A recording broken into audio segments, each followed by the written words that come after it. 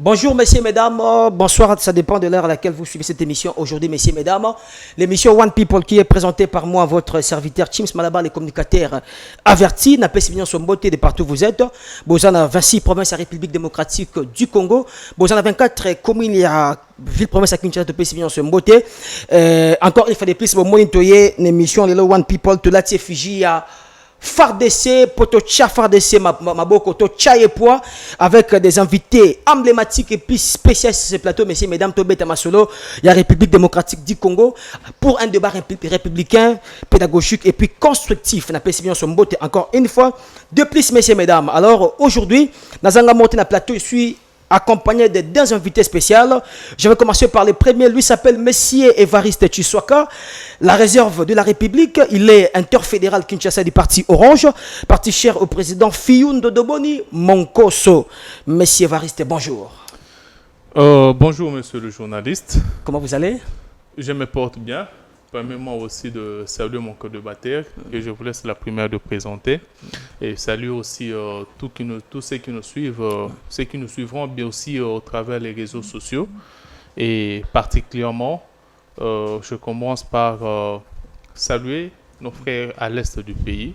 Je crois qu'ils suivent nos messages de là où ils sont. Peut-être aujourd'hui coupés, il n'y a pas de l'Internet, parfois l'électricité est devenu difficile et je pense que dans les jours qui vont suivre, ces services sociaux seront rétablis et je crois qu'ils pourront suivre nos messages. Nous disons que nous sommes de cœur avec vous. Nous nous battons pour la patrie. Nous nous battons pour nos terres. Nous nous battons pour notre dignité. Et vous qui êtes à Goma, sachez-le, on peut perdre une bataille. On peut perdre Saké. On pourra peut-être perdre Goma, mais nous ne perdrons pas cette guerre. Nous sommes déterminés. C'est avec votre détermination, votre résistance, votre résilience que nous allons remporter cette guerre. Parce que nous défendons une cause qui est ultime. Nous défendons une cause noble. C'est l'héritage que nous ont légué nos ancêtres. C'est l'héritage de Kimpamvita. C'est l'héritage de Lumumba. C'est l'héritage de Kimbangu, c'est l'héritage d'Adinabal, c'est l'héritage de Mouzé Kabila que nous sommes en train de défendre. Et tenez bon, nous allons vaincre cette guerre. Merci, M. Évariste Tshisekedi, pour cette entrée très magnifique. J'ai beaucoup aimé que nous défendons l'héritage de l'ancien prophète Adinabal. J'ai beaucoup aimé cette entrée. Il n'est pas seul, messieurs, mesdames, il est accompagné aussi il est habitué à cette émission. Mais aujourd'hui, 2025, c'est la première émission 2025, je reçois M. Martinez Kabemba. Il est juriste, acteur politique et puis président du forum d'éveil patriotique Bilengue Totelema. M. Martinez Kabemba, bonjour. Bonjour M. Chims. Je suis très content d'être accueilli chaleureusement sur votre émission. Merci. Et je vous remercie de nous donner cette opportunité de parler encore de la patrie, de la nation. Et permettez-moi de saluer en même temps mon co-débatteur. D'avoir répondu à votre invitation et de disposer surtout de son temps pour que nous puissions traiter des questions de l'heure qui, n'est-ce pas, dérangent notre nation. Et je profite de cette occasion pour saluer toutes les personnes qui sont en train de nous suivre depuis Goma, Bukavu, donc l'Est de la République en général. Et retenez que nous sommes des cœurs, non seulement des cœurs avec vous, mais nous sommes aussi des sangs avec vous. Parce que le sang qui coule dans vos veines, c'est le même qui coule aussi dans notre corps. Donc, je salue votre bravoure à tenir et à ne pas céder à l'ennemi, de gagner les territoires, la terre de nos ancêtres. Et à toute la jeunesse de la République démocratique du Congo que je suis en train de représenter ici sur ces plateaux, je vous dis un grand merci d'avoir compris que Goma n'est pas seulement Goma, mais Goma c'est la République démocratique du Congo. Merci de vous lever, merci de hausser les tons et de crier qu'il y a guerre ici en République démocratique du Congo. Il y a nos frères à l'Est qui sont en train d'être tués injustement et la communauté internationale reste passive sur cette question. Et je dis à tous les Quinois, à toutes les Quinoises de rester debout et de défendre la terre de nos ancêtres et de défendre l'héritage que nous ont légué nos ancêtres, nos aïeux, nos pères. j'ai dit au nom de la patrie, au nom de la République démocratique du Congo, qu'on ne va pas céder. On peut perdre une bataille, mais jamais la guerre. Très 2012 n'est pas 2025. Merci. 2009 n'est pas 2025. Oui. 1990, 92, 93 n'est pas 2025. Nous sommes déterminés à gagner cette guerre et non cette bataille. Nous allons la gagner et remporter et crier plus fort, nous avons vaincu. Merci beaucoup, Président Martins Kabemba, pour cet esprit révolutionnaire. De partout où vous êtes, messieurs, mesdames, appelez vos voisins, appelez-les, dites-les que cette émission d'aujourd'hui sera une émission qui va sortir des pistes, des solutions, et puis qui va influencer positivement toute la classe dirigeante congolaise, parce que le Congo n'est pas seulement ceux-là qui sont en fonction maintenant, mais le Congo est vaste avec des gens qui réfléchissent toute la République démocratique du Congo. Je vais commencer par M. Evariste Tshisekedi, et la parole sera tournante. Comment avez-vous réussi ce soulèvement populaire ce 28 janvier 2025? La jeunesse congolaise était en route pour revendiquer trop c'est trop cette maltraitance, trop c'est trop cette agression de la partie rwandaise. Comment avez-vous réussi cela? Merci beaucoup, cher journaliste. Oui, très bien.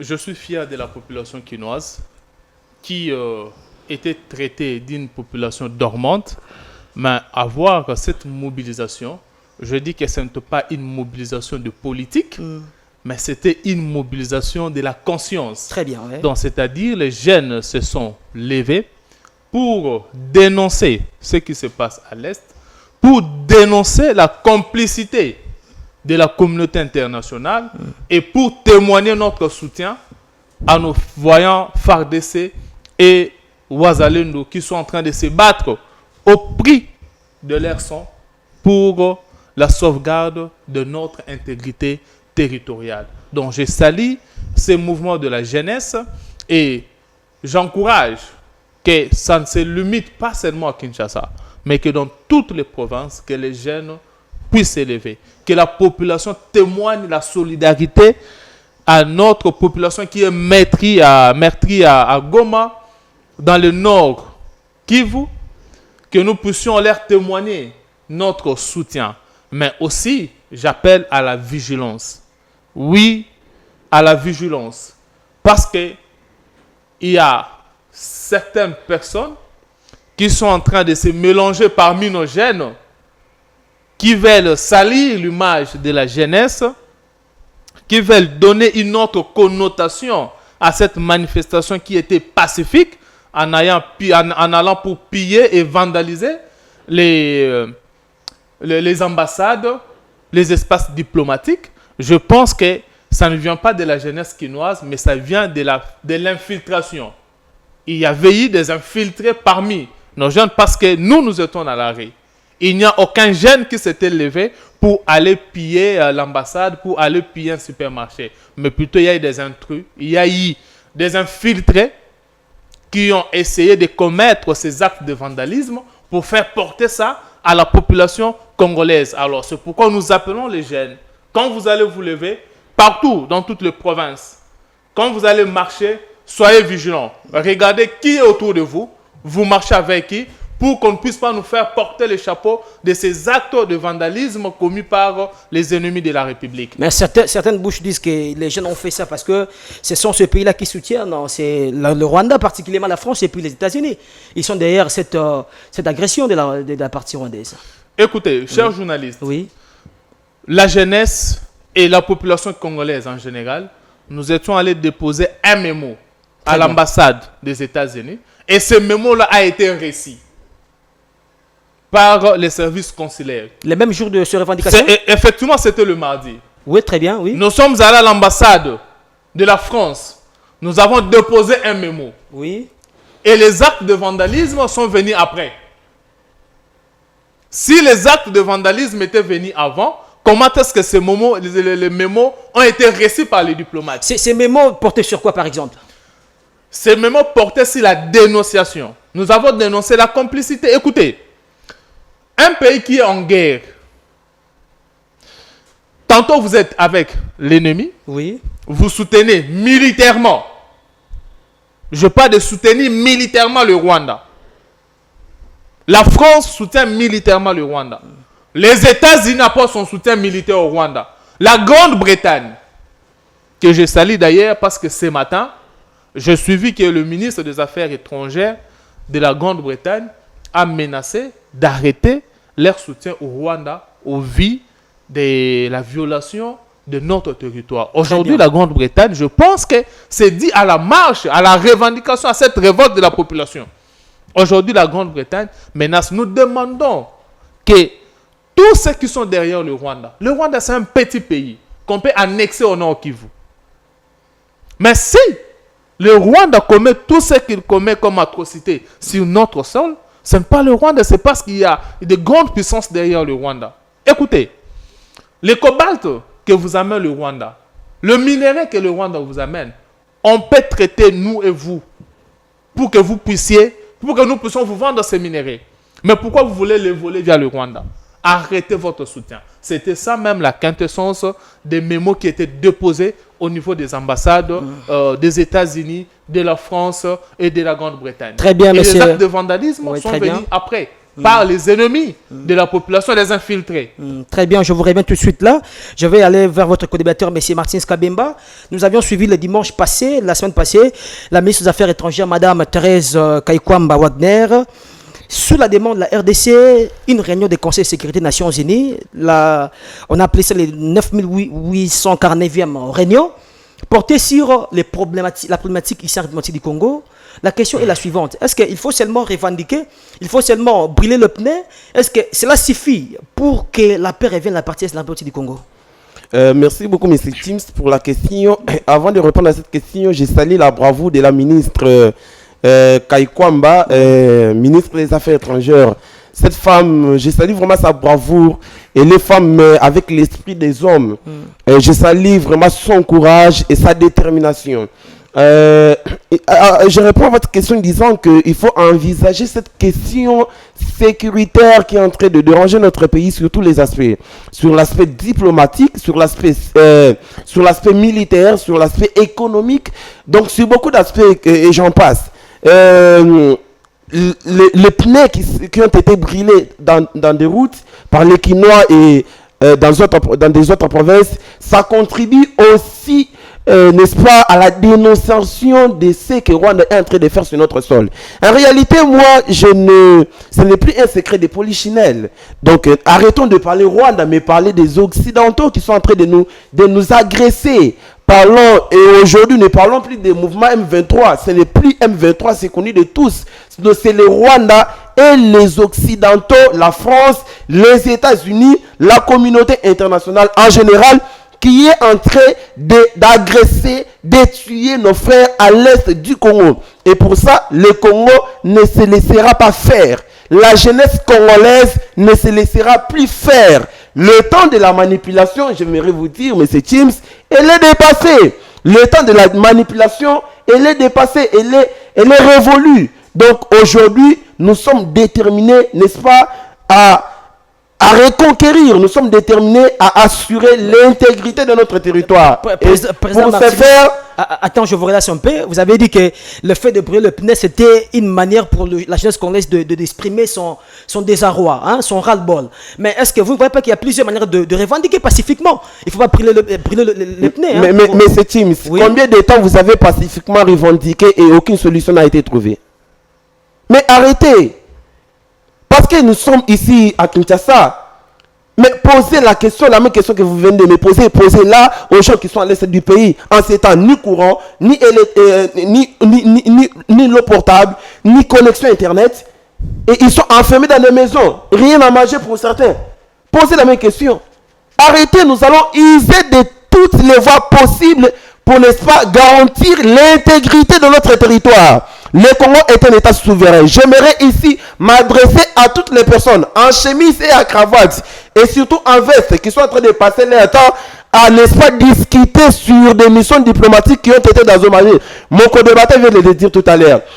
Aujourd'hui, le Congo est infiltré à tous les niveaux. La jeunesse, le but de cette sortie spontanée était d'abord pour, n'est-ce pas, crier haut et fort qu'il y a la mort ici en République démocratique du Congo. Il y a la guerre ici en République démocratique du Congo et la communauté internationale qui est censée prôner la paix, garantir la paix dans tous les États du monde entier, reste passive sur cette question qui est en train de déranger la République démocratique du Congo, étant un État souverain. Et pour ça, nous, Congolais, nous, jeunesse congolaise, on ne peut pas se laisser faire. Donc, je vous réponds, on a besoin d'une réponse, d'une solution en urgence pour, n'est-ce pas, protéger notre population et leur bien et surtout l'intégrité de notre territoire. Ouais, très bien, Président Martinis. Je veux ici faire une mise au point très importante. Vous savez que dernièrement, nous avons perdu le général militaire Peter Chirimwani sur les champs de bataille. Ça fait très mal au cœur de voir que ces vaillants héros qui sont en train de lutter pour ce pays, tantôt ils sont en fait ciblés par les agresseurs pour être tués. Mais ici, je m'en vais vite chez M. Evariste Tshisekedi pour poser cette question très importante et pertinente. M. Evariste Tshisekedi, que faire aujourd'hui pour que la paix revienne à la partie est de la République du Congo? Est-ce qu'il faut déclencher cet état de guerre? Hier, le chef de l'État a parlé, mais on n'a pas senti ça comme les Congolais attendaient, bien qu'il a dit qu'il est en train, il y aura une réponse rigoureuse. Hein, il a dit ça, je pense. Alors aujourd'hui, qu'est-ce qu'il faut faire? Il faut payer bien les militaires, comme ça se fait en Russie, non en Ukraine plutôt, Russie aussi fait ça. Il faut bien armer notre armée. Que faire aujourd'hui pour avoir la paix dans la partie Est et puis une paix qui sera durable? Vous avez la parole. Oh, merci beaucoup. Laisse-moi d'abord rendre les hommages Oui. à tous ces héros qui sont en train de tomber sur le champ d'honneur. Je me rappelle d'une citation de Lumumba et plusieurs autres Congolais l'ont dit, que l'histoire du Congo ne s'écrira pas ailleurs. Très bien. Mais l'histoire du Congo s'écrira au Congo. Très bien. Et par les Congolais. Oui. Peut-être que par cette citation, les gens comprennent que l'histoire, ça serait prendre des papiers et commencer à écrire l'histoire. Non. Mais c'est ce que nous vivons. Nous sommes en train d'écrire notre histoire. Nous l'écrivons au prix de notre sang. Nous l'écrivons au prix du sang de tous ces héros qui sont en train de tomber sur le champ de bataille. Demain, nous rencontrons nos enfants et à nos petits-fils que cette paix que nous avons n'a pas été un cadeau. Nous nous sommes bâtis. Très bien. Chirimwami est mort. Mamadou Ndala est tombé. Mbunza Mabe a été trahi. C'est au nom de leur sang que nous avons cette paix. Et ils comprendront qu'ils doivent protéger eux aussi cette paix au nom de leur sang. Ils doivent payer le boulot. Parce que vous savez quelque chose qu'on a facilement, on a aussi la facilité de la perdre. Ok. Mais cette paix que nous allons avoir, au prix, pas au prix des accords. Nous ne signerons pas des accords avec le Rwanda pour cette paix. Nous ne signerons pas des accords avec le M23 pour cette paix. Nous aurons cette paix au prix de notre sang. Mais le président Tshisekedi est en train de parler hier. Il a parlé aussi d'une voie diplomatique qui est toujours ouverte. Le chef de l'État était ouvert à toute voie de négociation face au Rwanda. Écoutez, pourquoi vous n'acceptez pas ça? Ce n'est pas que je n'accepte pas. Vous pensez que si aujourd'hui on arrivait à avoir un accord diplomatique, un accord sur le plan sécuritaire, quelle serait la quintessence de cet accord? Cet accord, ça serait que le Rwanda quitte notre pays pour ne plus revenir. C'est ça que nous attendons. Mais il ne faut pas le faire dans la bouche. S'il vous plaît, mais vous m'avez posé la question. Effectivement, allez-y. Laissez-moi répondre. Oui, allez-y, oui. Donc, nous n'attendons plus les accords, déjà, mixage, brassage. Nous allons occuper ce territoire, nous allons gouverner là. Non, nous ne voulons plus de ces accords. Si aujourd'hui nos euros sont en train de tomber, c'est parce que nous sommes déterminés. Nous ne voulons plus ces genres d'accords. Parce que je vous rappelle que le M23, ce que le M23 revendique aujourd'hui, c'est quoi? C'est cet accord du 23 mars, oui. 2009. Oui. Et est-ce que les Congolais connaissent qu'est-ce qui était dans cet accord? Cet accord signé par Kabila et ceux qui étaient avec lui. Et à la fin du règne de Kabila, Kabila prend l'accord, met dans son sac, il s'en va avec. On ne sait pas le contenu. Mais le contenu n'a jamais été publié. C'est vrai ça.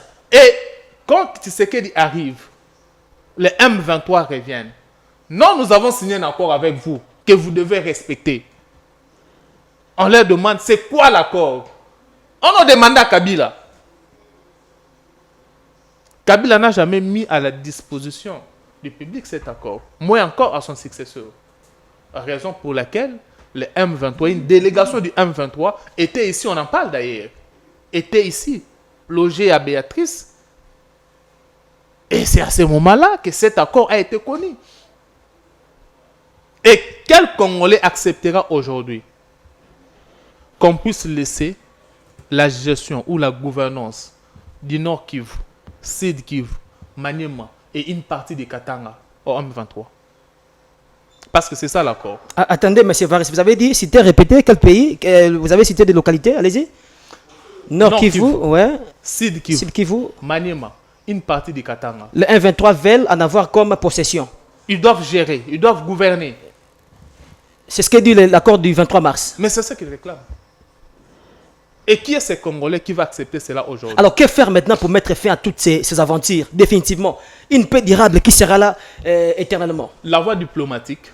Mais qui a échoué. S'il vous plaît. Oui, vas-y. La voie diplomatique. Très bien. Vous êtes en train de saluer le prouesse de Madame Kaykwamba Wagner. Très bien. Mais entre-temps, vous dites que la voie diplomatique est en train d'être échouée. Qu'est-ce que vous saluez alors, monsieur le journaliste? Allez-y, très bien, je vous écoute. On doit rester cohérent. La voie diplomatique, nous sommes en train de démontrer à la face du monde que nous sommes un pays souverain. Parce que nous sommes un État et notre souveraineté a été reconnue sur le plan international. Nous sommes souverains. Et en tant qu'un pays souverain, on ne peut pas accepter qu'une partie de notre sol soit gérée par des étrangers. OK? Oui. Et nous sommes en train de dire aujourd'hui, on l'a crié, que le problème, ce n'était pas le M23, c'était le Rwanda qui cherchait la gestion d'une partie de notre territoire. Or, sur le plan international, dans les accords des États, l'intégrité territoriale est protégée et chaque État est souverain. Très bien. C'est ça que nous sommes en train de démontrer sur le plan diplomatique. Notre souveraineté. Et l'option diplomatique n'enlève pas l'option de la guerre. Nous sommes en train de nous battre. La guerre n'est pas encore déclarée, mais nous nous battons. Je reviens pour répondre à votre question. Allez-y, très bien. Qu'est-ce que nous devons faire? Oui, très bien. Le chef de l'État, hier, qui est le premier citoyen, il est le garant même de la souveraineté nationale, oui, a parlé de l'appel à la mobilisation. Et moi, je retiens, je veux parler de quelque chose. Allez-y, très bien. On doit se mobiliser pour faire guerre, pour combattre l'ennemi. Et on ne va pas faire cette guerre seulement avec le média ou encore avec des paroles, avec la diplomatie. Mais il faut des hommes sur terrain, des hommes qui doivent se battre. Et quand on parle des hommes, c'est-à-dire on doit encore enrôler des jeunes dans notre armée. Oui. Oui, nous soutenons l'appel du chef de l'État, appeler les jeunes à s'enrôler massivement dans l'armée. Et moi, d'ailleurs, je demande au ministre de la Justice et au président de la République qu'on puisse gracier tous les Koulouna condamnés à mort. Oh, comment ça? C'est ma demande. Qu'on puisse gracier tous les Koulouna condamnés à la mort, qu'on les amène à la formation militaire pour qu'ils aillent se battre pour notre pays. Ils savent qu'ils sont condamnés à mort, mais si on les gracie aujourd'hui, qu'on leur disait allez vous battre pour votre pays, ils iront se battre. On les gracie aujourd'hui sans une formation automatiquement dans les champs de bataille. Quand je dis les gracier et les enrôler dans l'armée, on l'enrôle dans l'armée pour une formation militaire. Ok, oui, très bien, très bien. Oui. Et deuxième des choses, on doit améliorer les conditions sociales de nos militaires et de leurs dépendants. S'il vous plaît, le militaire a prêté serment de mourir pour la nation. Mais sa femme n'a pas prêté ce serment. Vraiment, très bien. Ses enfants non plus. Oui. Donc, ils ont droit à une vie digne parce que leur père a donné de son sang pour le Congo. Donc, qu'aujourd'hui, qu'on commence par mettre d'abord les soldats dans de bonnes conditions et leurs dépendants. Très bien, monsieur Varis. Vous savez pourquoi aujourd'hui, combien de nos ministres ont des enfants militaires? Il faut demander aux députés. Tous ces dignitaires politiques, le président de l'Assemblée nationale, le président du Sénat, Mbosso, tous ces gens-là, Kamere, ils amènent leurs enfants dans la politique. Pourquoi pas dans l'armée? Mais ils appellent la jeunesse à s'enrôler massivement. Non, réfléchissons. Je ne suis pas en train d'attaquer qui que ce soit. C'est compliqué, ouais. Ils amènent leurs enfants dans la politique mais parce que là, il y a des beefsteaks. Effectivement. Pourquoi ils ne les amènent pas dans l'armée? Parce que dans l'armée, c'est la vie la plus médiocre. Effectivement. On doit honorer nos militaires. Mouzé, quand il est venu en 1997, oui. En 98, il a appelé les jeunes à s'enrôler. À l'époque, il a payé $100. L'équivalence de $100 en 1997, c'est aujourd'hui à peu près $1000, l'équivalence. Parce que par rapport au pouvoir d'achat, c'est que les $100 pouvaient faire en 1997, aujourd'hui, c'est ce que $1000 peuvent faire. Ok, très bien. Et la question que je vous pose, parce qu'on va nous parler du budget. Mouzé, quand il a octroyé $100, il a payé $100 au Kadogo. On avait quel budget? Même pas 1 milliard. Même pas 300 millions. Mais le chef de l'État hier aussi a dit ça. Il a dit qu'il a instruit au gouvernement de réduire les trains de vie de l'institution. Effectivement. Vous savez, dans ce pays, oui, les députés, le ministre et même des DG. Moi, je vous dis, il y a des DG qui sont payés par mois plus de $30,000. Dans ce pays. Dans ce pays. Très bien, je vous remercie. bien, merci. Là où il y a Kawanda. Oui. Je le cite. Okay, je la cite, la dame là. Merci, la réserve de la République, une très belle réflexion. Et on doit, s'il vous plaît, je chute par dire. Oui. On doit réduire les trains de vie des institutions et des animateurs. Et là, ça doit se faire à l'immédiat. On ne doit même pas programmer ça. À l'immédiat. Oui. Donc, que le député commence à toucher $1000.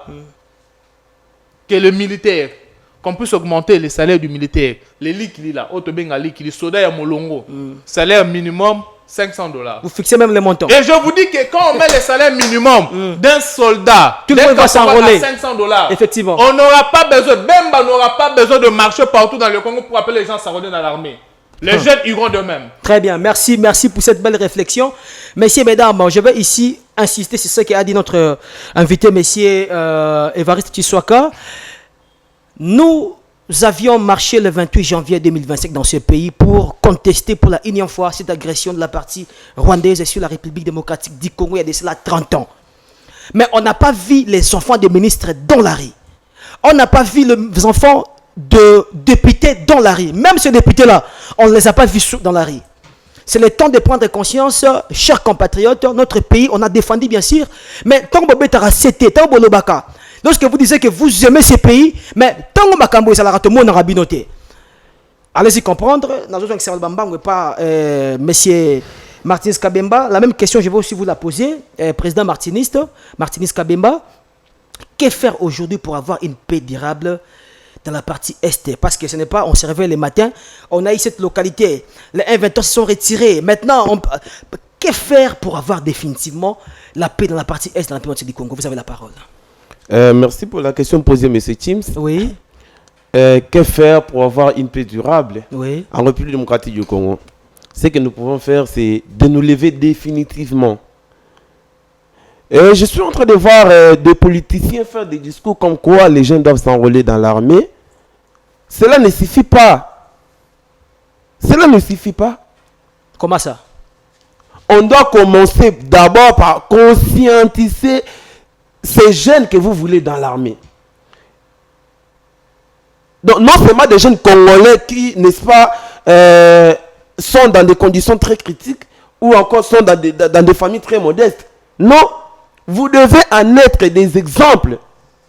Nous venons de voir récemment, lorsqu'il s'agissait de représenter la République démocratique du Congo à Venezuela, je pense. C'est Anthony Tshisekedi. Et jusqu'aujourd'hui, je me demande en quelle qualité le petit s'est permis ou encore on lui a permis d'aller représenter la République démocratique du Congo, une rencontre officielle. Alors que nous avons des diplomates, nous avons le président a des conseillers, mais c'est Anthony qui est allé représenter la République démocratique du Congo à Venezuela. Il a une rencontre très spéciale et officielle au nom de la République. Permettez-moi. Est-ce qu'il n'a pas une fonction? Permettez-moi. Il faut noter qu'Anthony était dans la délégation. C'est ça. C'était le premier vice-président du Sénat qui est allé représenter la République. Mais permettez-moi. C'est ça. Il est allé, oui, il avait une délégation, il a été reçu. Je n'en disconviens pas. Mais autant il était allé, il était parti, il a été reçu. Il doit aussi se rendre sur le champ de bataille. Donc cette jeunesse dont vous appelez... Comment voulez-vous que les fils du chef de l'État se rendent au champ de bataille pendant que nous avons une armée? C'est quoi cette question? Les fils de Kagame est dans l'armée. Les fils de Museveni. Les fils de Museveni, non seulement les fils de Mobutu à l'époque, il s'appelle encore comment, Saddam était dans l'armée. Qu'est-ce que vous voulez me dire? Donc pour vous, l'armée, c'est pour des familles modestes? Non, très bien, allez-y, allez-y. C'est quoi cette réflexion des Congolais? Voilà pourquoi je suis en train de dire ici qu'avant que vous voulez l'enrôlement des jeunes dans l'armée, commencez d'abord à conscientiser ces jeunes et aussi à bien préciser quels sont ces jeunes. Qui dit jeunes? Donc tous les jeunes Congolais. Donc aujourd'hui, Mbosso a des enfants qui ont grandi. Raoul, il a même des... Raoul. Tu as envoyé Raoul à l'armée? Envoyez-lui dans l'armée. Vital Kamerhe, envoyez ses enfants dans l'armée.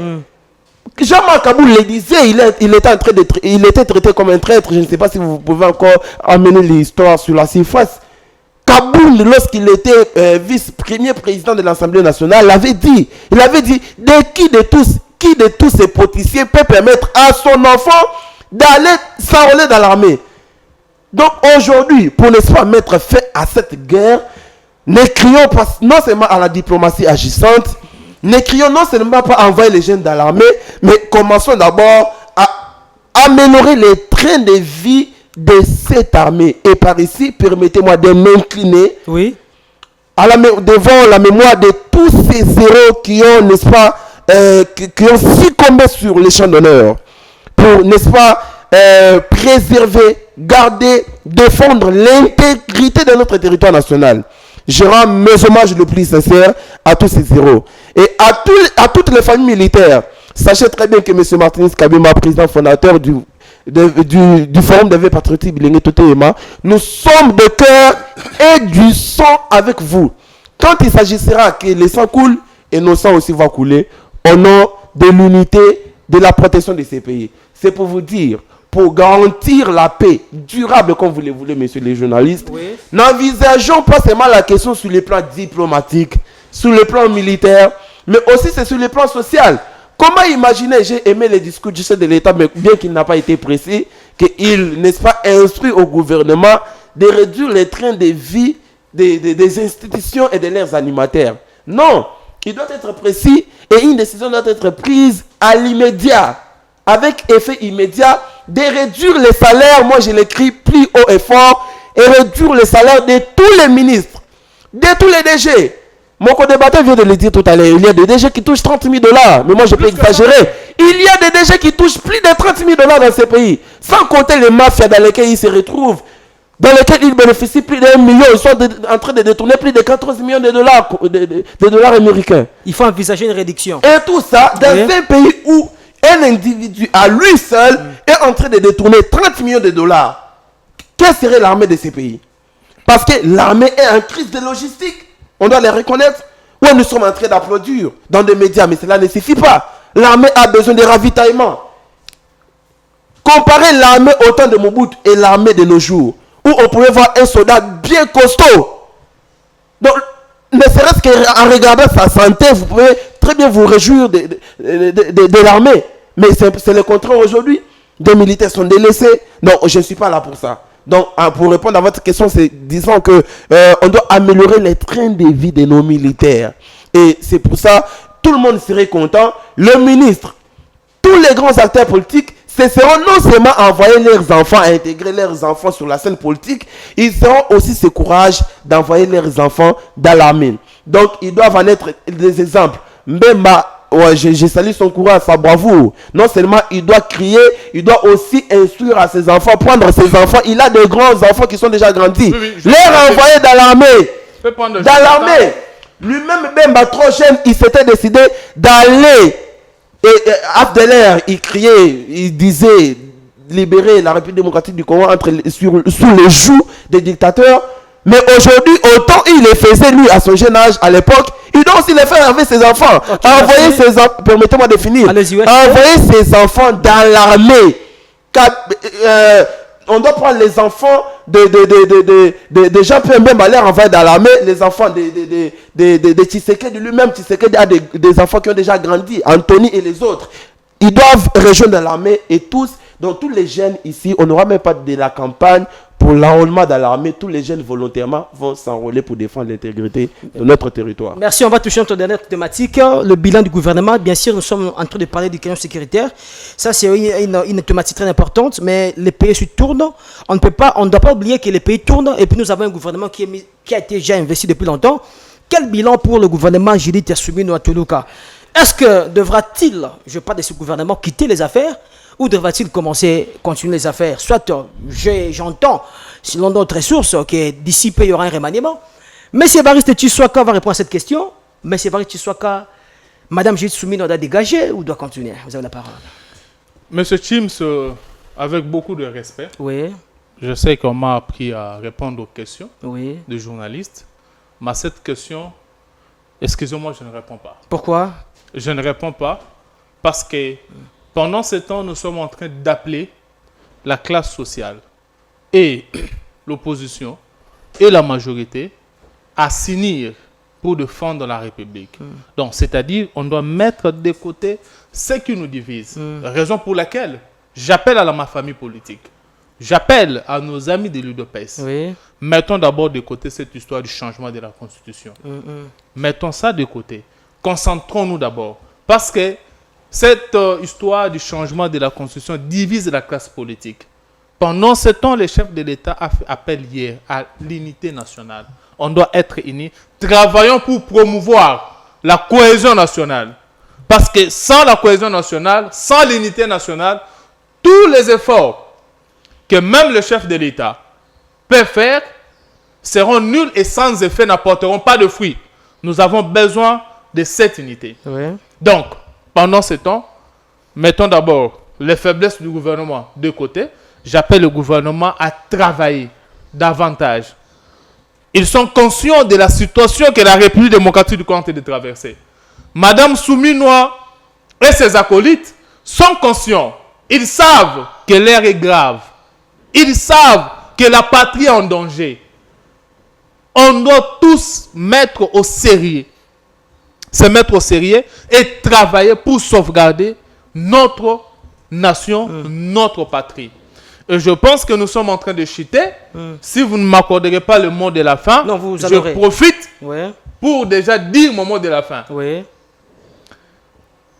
Permettez-moi de le dire en lingala. Avant que vous arriviez, est-ce que vous savez qu'aujourd'hui, le 30 janvier, c'est la vente de biens de Corneille Nangaa?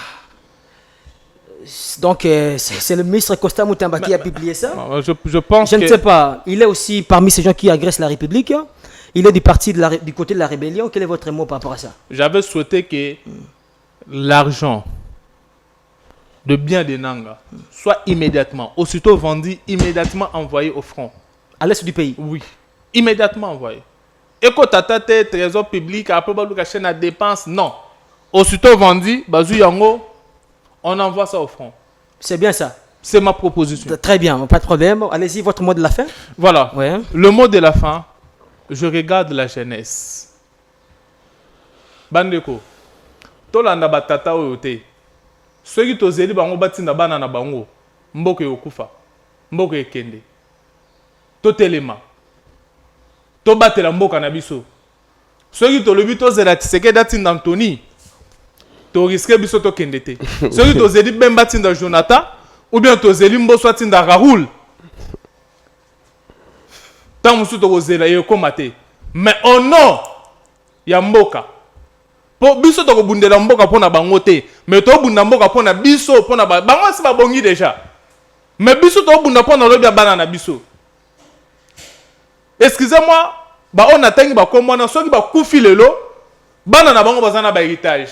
Mais yo nanga, bano ya biso, bana héritage nini.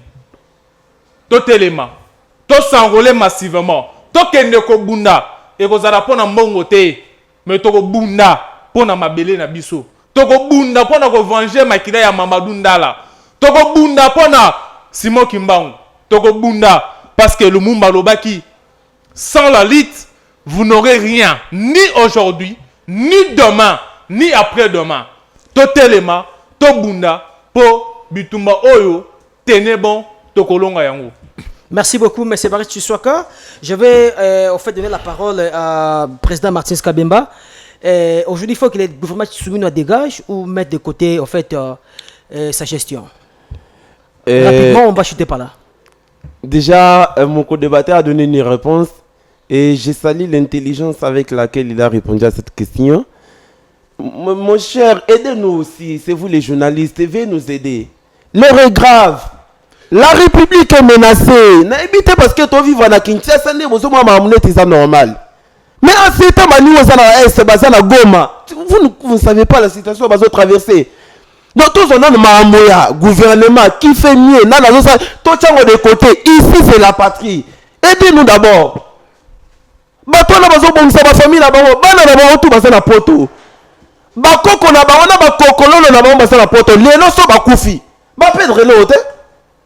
Mais c'est nous la jeunesse, nous biso bana ba bola ndeto onyokwama les journalistes, aidez-nous en cette situation lorsque bozo ya mabiso ba tu na biso teke oh soumis non na salité. Ce ne sont pas des questions qui nous intéressent en ces temps.